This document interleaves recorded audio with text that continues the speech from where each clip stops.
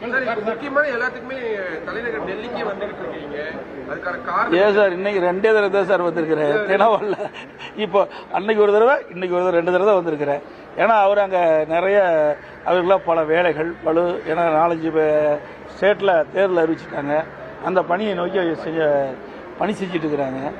அதனால் நான் வந்து பார்த்துட்டு போகிறேன். ஏன்னா மறுபடியும் நாங்கள் வந்து தேர்தல் முடிவு வரைக்கும் பார்க்க முடியாது. அதனால் வந்துட்டு தொகுதி பங்கீடு சம்பந்தமான விஷயங்களை எல்லாம் வரும். ஒரு 4 நாட்கள் எல்லாம் இறுதி செஞ்சிடும். நாளை தினம் பீஸ் கோயில் சென்னை வர்றாரு. வெற்றி வாய்ப்புள்ள தொகுதிகள் வெற்றி வாய்ப்புங்கிறது எல்லாமே வெற்றி வாய்ப்பு தான்.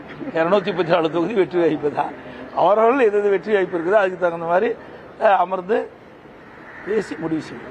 கூட்டணியில வேற இன்னும் அதிகமான கட்சிகள் வருவதற்கு வாய்ப்பு இருக்கிறா? ஏன்னா ஏற்கனவே அதாவது கட்சி வந்து கூட்டணியில வரும் அப்படின்ற ஒரு அப்படி எல்லாம் கிடையாது. நான் தெளிவா சொல்லி நீங்க தான் பேசிட்டு இருக்கிறீங்களா கூடிய ஒவ்வொரு முறையும். அவர்களும் கூட்டணி பேச்சுவார்த்தை இல்லைன்ட்டாங்க, நாங்களும் கூட்டணி பேச்சுவார்த்தை இல்லைன்ட்டோம். பொதுச் செயலாளர் அதிமுக பொதுச் செயலாளர் சொல்லிட்டாங்க, தவாக தலைவரும் சொல்லிட்டாரு. ஆனால் நீங்க விட மாட்டேங்கிறீங்களே. இல்லைங்க, பேச்சுவார்த்தையே நடக்கலையா, அப்புறம் எப்படி வரல போறது? அந்த பேச்சுக்கே இடம் இல்லை. இல்ல முழுமையா நான் தான் சொல்லிட்டு இருந்தேன். இந்த கூட்டணிக்கு தலைமை அதிமுக. எங்களை பொறுத்த வரைக்கும் எங்க கூட்டணி கட்சி சேர்ந்த தலைவர்கள் யாரும் அவளை சந்தித்து பேசவில்லை, அவர்களும் எங்களை சந்தித்து பேசவில்லை. இப்ப சட்டம் ஒழுங்கு சம்பந்தமான விஷயம் நிறைய போய்கிட்டு, கூட்டணி தொடர்ச்சியா நிறைய பேர் வரப்போறாங்க. என்டிஏ கூட்டணியில இருந்து நிறைய தலைவர்கள், மாநில முதல்வர்கள் தமிழ்நாட்டுக்கு வரப்போறாங்கன்ற மாதிரி இருக்கு. நீங்க பிரச்சாரத்தை எந்த அளவுக்கு ஆரம்பிக்கல சார்? முதல் தொகுதி பங்கீடுலாம் முடிஞ்ச பிறகு, அப்புறம் எந்தெந்த தொகுதி யாரா இருக்குன்னு பிரிச்ச பிறகு அப்புறம் தான் இதெல்லாம் ஃபைனல்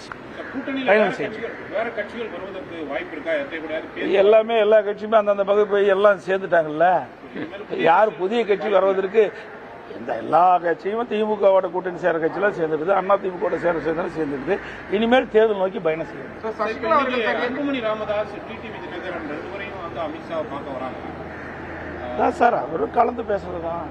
எப்படி இருக்குது தமிழ்நாட்டுடைய அரசியல் சூழ்நிலை எப்படி இருக்குதுன்னு கலந்து பேசுறது. இப்போ விஜயகாந்த் கட்சி வந்து கூட்டணியில வராதனால அவங்களுக்கு கொடுக்கப்பட்ட அந்த சீட்டை வந்து பாமக போன்ற கட்சிகள் சார், அதாவது அதெல்லாம் எதுவுமே இல்லை சார். உங்களுடைய கற்பனையான கேள்விகளை நாங்கள் பதில் சொல்ல முடியாது. ஏன்னா ஒரு 4 நாட்கள் நீங்க எல்லாம் தெரிஞ்சுக்கீங்க. 4 நாட்கள் எல்லாமே முடிஞ்சிடும், கவலைப்படாதீங்க. அந்த கூட்டணி திமுக தலைமையில் அமைக்கிற கூட்டம் மாதிரி கூட்டணியில எங்க கூட்டணி கிடையாது. சைலண்டா அழகா அற்புதமா நாங்க கூட்டணி பேச்சுவார்த்தை முடிவு பெற்று தொகுதி வெளியிடப்படும். எந்த சிக்கலும் கிடையாது சார். அப்படியெல்லாம் கிடையாது. நான் தான் ஏற்கனவே சொல்லிட்டேன், எங்களுக்குள்ள ஒருத்தருக்கு ஒருத்தர் விட்டு கொடுத்து யாராருக்கு எந்தெந்த இடத்துல வெற்றி வாய்ப்பு இருக்குதோ அந்தந்த தொகுதியை அவர்கள் பெறுவதுதான் எங்களுடைய நோக்கம். சார் நீங்க தான் சொல்லணும், நீங்க தாங்க சொல்லணும். நாங்க தான் 234 தொகுதியில் போட்டியிடுறோம்.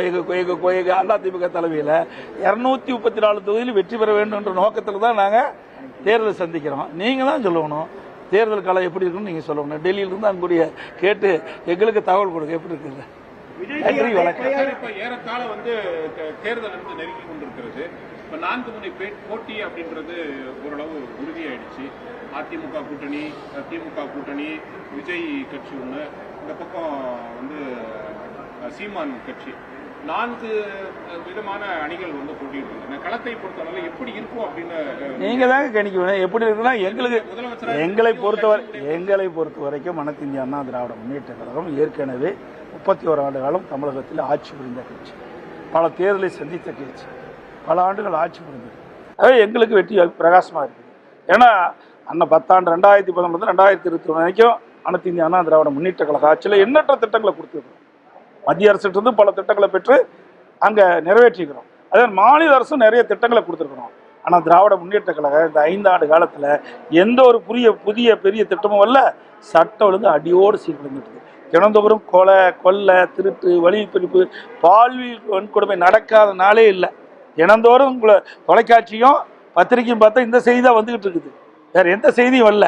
இவருடைய ஒரே சாதனை ஊழல் செய்து தான் சாதனை. இந்த ஆட்சி உள்துறை அமைச்சர் அமித்ஷாவை சந்திக்கும் போது ஏதாவது அறிவுரை இந்த மாதிரி செயல்பட வேண்டும் வெற்றிக்காக கிடையாது. ஒரு ஜென்ரலா ஆலோசனை பண்ணுவோம். 2-3 நாட்களா மூத்த நிர்வாகிகள் மகளிர் பற்றி சில கருத்துக்களை தெரிவித்தது சார். அதாவது கூட்டத்தில் இருக்கும்போது ஒரு தவறான வார்த்தை வரும்போது அதை தவறை உணர்ந்து அதற்கு மன்னிப்பு கோரிவிட்டார். இது மாதிரி தொடர்ந்து பேசக்கூடாதுன்னு அப்படி நீங்க ஏதாவது அதாங்க ஒருத்தர் தவறை உணர்ந்து தான் சொன்ன கருத்து தவறு என்று உணர்ந்த பிறகு அதற்கு மன்னிப்பு கோரிய பிறகு அதை பற்றி விவாதம் செய்து பொருத்தமா இருக்கு. திமுகவுடைய வாக்குறுதிகள் இறுதி செய்யக்கூடிய பணிகள் வந்துச்சு, இன்னும் 2-3 நாட்கள் அவங்க ரிலீஸ் பண்ணிடுவாங்க. நீங்க எப்போ முழுமையா இன்னும் தயார் பண்ணிட்டு இருக்கிறோம். கிட்டத்தட்ட நாங்கள் நாங்களும் ஒரு வாரத்தில் எங்களுடைய தேர்தல் அறிக்கை வெளியிடப்படும். அன்னியூர் சிவா அவர்களுக்கு 34 கோடி ரூபாய். அன்னியூர் சிவா திமுக எம்எல்ஏ அன்னியூர் சிவா 34 கோடி. இந்தியூர் சிவா அன்னியூர் சிவா அந்த 34 கோடி ரூபாய் ஒரு முதல்வர் நிதி மேம்பாட்டு நிதியில் வந்து முறைகேடு செஞ்சிருக்காருன்னு ஒரு குற்றச்சாட்டு இருக்காரு. நீங்க எப்படி பாக்குறீங்க? உங்களுக்கு வரும் தெரியல. பிரதமர் உள்துறை அமைச்சர் எல்லாரும் எப்போ வந்து பிரச்சாரத்துக்காக வருவாங்க சார்? ஏற்கனவே பிரச்சாரத்தை தொடங்கப்பட்டு விட்டது. அதிமுக ஸ்பீடா போயிட்டு இருக்குது, எக்ஸ்பிரஸ் வேகத்துல போயிட்டு இருக்குது. தேர்தல் வந்து பிரச்சாரம் ஏற்கனவே பாரத பிரதமர் 3 முறை தமிழ்நாட்டுக்கு வந்து மதுராந்தகம் 1, மதுரை 1, திருச்சி 1 ஆக 3 இடங்களில் பிரம்மாண்டமான தேர்தல் பிரச்சார கூட்டம் நடைபெற்று மேலும் தேர்தல் அறிவிக்கப்பட்டிருக்குது. பல மாநிலத்தில் தேர்தல் அறிவிச்சிருக்கிறாங்க.